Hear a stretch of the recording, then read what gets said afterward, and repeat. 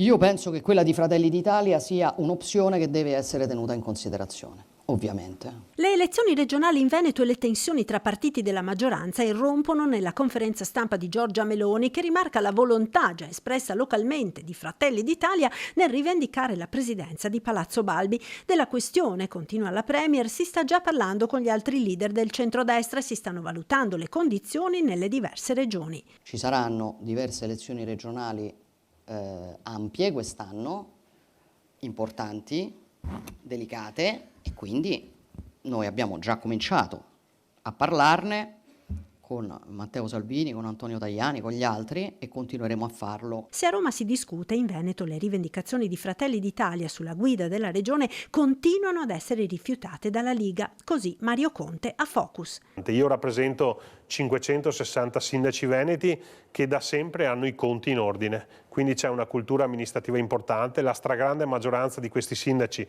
sono marchiati Lega, perché più di 200 sindaci in Veneto sono leghisti, e credo che questo sia un marchio di qualità e soprattutto un peso specifico politico importante da portare al tavolo della trattativa, tant'è che ci sentiamo forti di pretendere e chiedere a gran voce che la guida della Regione Veneto rimanga in casa Lega. E al di là di quelli che sono i termini della discussione romana, le prossime regionali sono viste dal Carroccio Veneto come la linea del Piave. Per noi è una questione di vita o di morte, è per questo che noi diciamo che siamo pronti anche alla corsa solitaria, perché per la Lega e per la Liga la partita del Veneto è fondamentale per il futuro dell'esistenza del nostro partito in Veneto, ma credo che l'esistenza e la forza di una Liga veneta sia fondamentale anche per la tenuta del governo. E mentre le parole di Giorgia Meloni sembrano escludere l'ipotesi di uno slittamento del voto alla primavera 2026, è certo che il governo impugnerà la legge della Campania sul terzo mandato,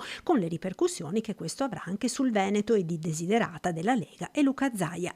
Di fine di un ciclo politico parla il segretario Dem Martella. Non ci potrà essere un altro mandato per Zaia e si aprirà un nuovo ciclo politico, anche perché questo è esaurito e si sta esaurendo anche piuttosto male.